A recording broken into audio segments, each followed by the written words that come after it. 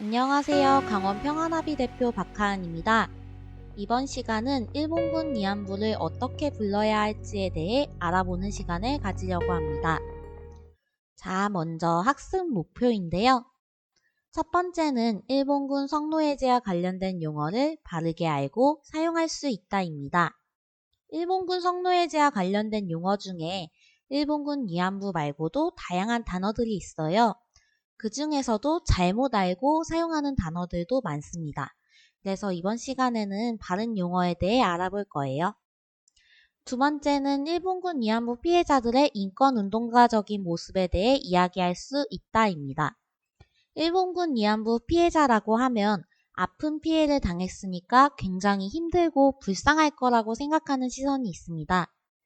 하지만 일본군 위안부 피해를 겪으신 피해자분들은 아무도 그 문제에 대해 이야기하지 않고 쉬쉬하며 넘어가려고 했을 때 용기 있게 자신의 피해를 증언한 분들이세요.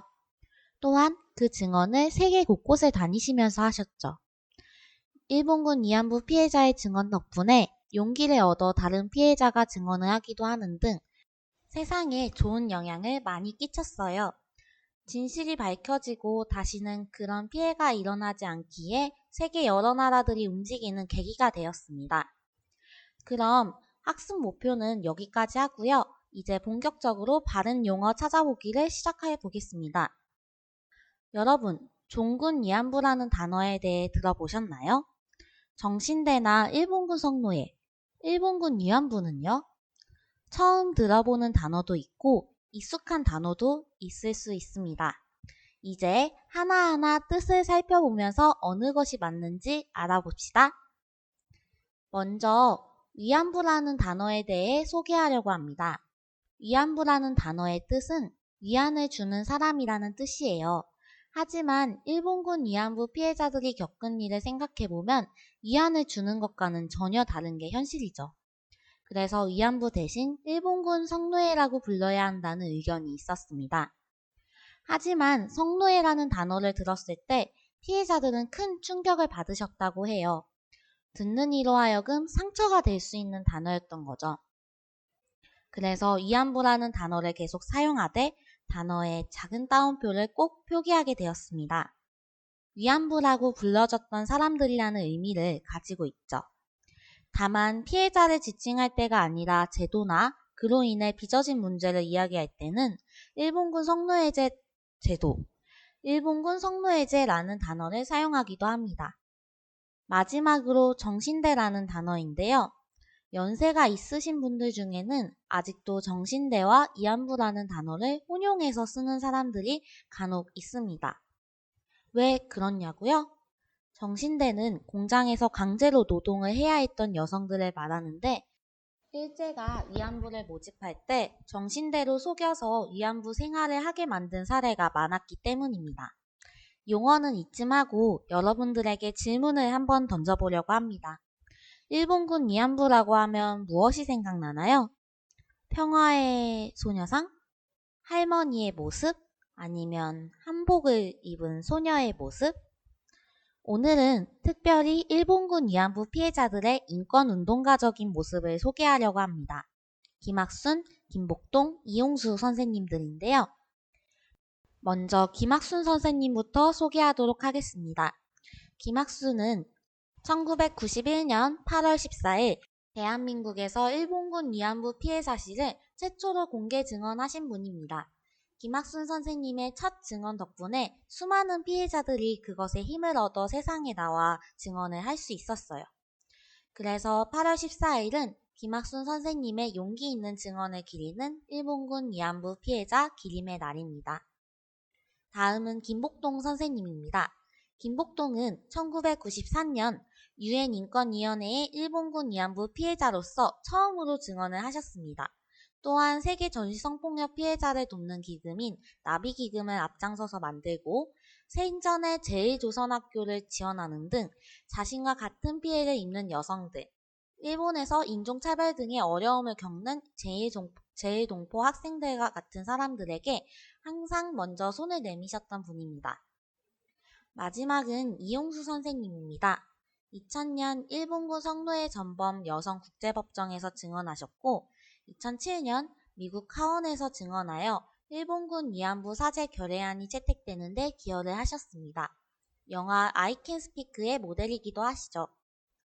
그럼 김복동님의 증언 영상을 한번 들어볼까요?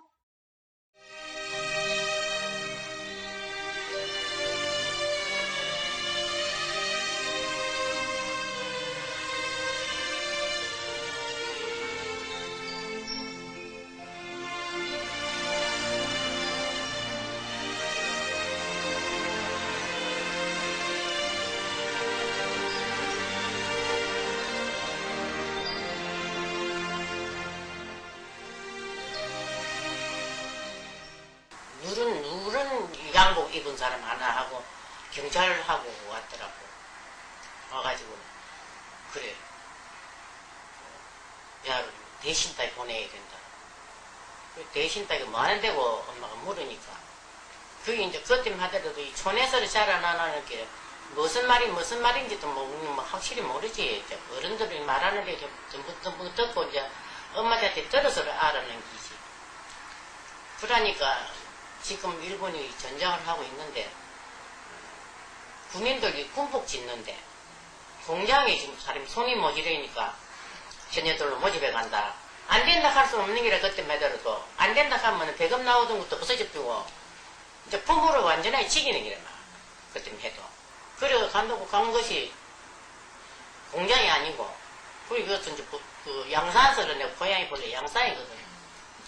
양산서는 이제 부산을 내려오니까 부산 내려오니까 부두가 제2부두 그게 큰 창고가 있는데 그 창고에 이래 가니까 군인이 현병이 총을 탁 들고 서가 있더라고 문에. 근데 그 문을 열고 들어가니까 그 안에 내것이 온 아들이 한 20명 될까 한 7, 8명 몇 명이 뭐 그거는 모르겠는데 막 들어와 있더라고. 그리고 한테 뭐 있지 한테 들어가가지고 그리고 니도 왔나? 어디로 가는 기고? 일본 공장에 못 간다. 그 공장 가는 줄 알았지. 밤에 이제 연락선적을 타고 가는데 아침 대기내로 시모노세키에 도착하대. 그래가지고 얼마나 있다가 그 배로 타고 가는데 간 것이 대만이라. 그것은 얼마나 있었는지 이따가 또 배로 타고 갔는 기가 간도라고 강동. 그게 중국이지 아마. 중국 강동. 그랬지만 막 저녁에 있어있거든. 높은 데 왔더라고. 와가지고 둘아 꽃부스를 가면 낮에 또 그 검사를 했는데 또 검사를 하러 가는 거지. 막 겁이 나가지고 막 뛰어나갔다. 구석이 있더라고. 구석이 있는데 막 새벽기가 안 나왔지. 안 나오고 있었더니 그래도 그 과정에도 잠이 왔는데 그거 막 잡혔어. 눈을 깨보기는 구석이 새벽기에 있었으면 나오니까 그 이제 뜨고 간 사람이 어디다가 나오느냐고 니 이제 죽었다 그래. 그래. 겁이 나가지고 숨이 있다 보면 잠이 들었다 해나. 그래 그 이튿날 저녁에 또 왔더라고. 와가지고요. 와, 기사땡 뛰노 막. 겁이 나가지고 벌벌 떨고 이러는 데다 막 강제적으로 막 난쟁이는 이후로 엄매 맞아 놨더니 살이 내 살인지 뭔지 모르겠고 그래가지고 막 그날 저녁에 막 당했다 이거. 이거는 꼭 이거는 밝혀야 된다. 다 모르고 있으니까 그래. 이건 나는 당사자 나는 안단 말이다. 내가 이 증인을 해서 이 실토를 안 하면은 이게 평생에 묻히비고 만다. 이래 내가 적은 걸 갖다가 실토를 해가지고 내가 증인을 해가지고 저 사람들한테 알려야 되겠다는 그런 마음이 나대. 그러니까 그렇고 나이가 곤벽 사는 무도 과거에 당한 기가 잊어지지를 않아.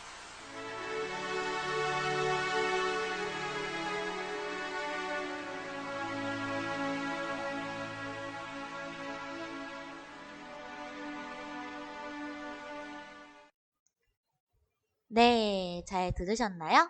여러분, 어떠셨나요? 소감이 궁금한데 동영상이라 들을 수가 없어서 아쉽네요. 이제 마지막 질문인데요. 이렇게 용기 있게 증언을 하시고 인권운동가로 살아가셨던 위안부 피해자들을 할머니라고 부르는 것에 대해 어떤 생각이 드나요? 사실 할머니는 친근한 호칭이에요. 실제로 일본군 위안부 분들의 연세가 고령이기도 하시죠. 하지만 오늘 이렇게 인권운동가의 면모를 보았잖아요. 앞으로는 할머니보다는 인권운동가 김학순, 인권운동가 김복동, 인권운동가 이용수 이렇게 불러보면 어떨까요? 어떻게 부르는 것이 더 좋을지는 영상이 끝난 뒤 나중에 또 고민해 보기로 하고 이제 배운 내용을 한번 정리해 볼게요. 오늘 배운 내용 1번 일본군 위안부 피해자가 올바른 용어이다. 2번 제도나 관련 문제를 이야기할 때는 일본군 성노예제라는 용어를 사용하기도 한다. 3번 일본군 위안부 피해자는 인권운동가이다. 인권운동가의 모습? 난 아직 잘 모르겠는데 하는 사람이 있을지도 모르겠어요. 그런 분에게 추천하고 싶은 영화가 하나 있습니다. 바로 I Can Speak라는 영화인데요. 감동적인 요소, 웃긴 요소 모두 들어가 있는 영화이니 기회가 되면 한번 보는 것도 좋을 것 같고요. 저희가 준비한 활동은 컬러링북인데요. 컬러링북은 오늘 증언을 들은 분인 김복동 선생님을 상징하는 꽃인 목련을 색칠하는 컬러링북입니다. 준비된 액자를 열어서 종이를 뒤집으시면 컬러링북이 나와요. 멋지게 색칠해서 원하는 곳에 걸어두고 주변 사람들에게 김복동 선생님에 대해 소개를 해주시면 좋겠습니다. 여러분들이 오늘 알게 된 내용이 유익했길 바래요. 궁금한 점은 선생님을 통해서 물어봐 주시면 저희 강원평화나비가 최대한 잘 답변을 드리겠습니다. 그럼 여러분 모두 수고하셨어요.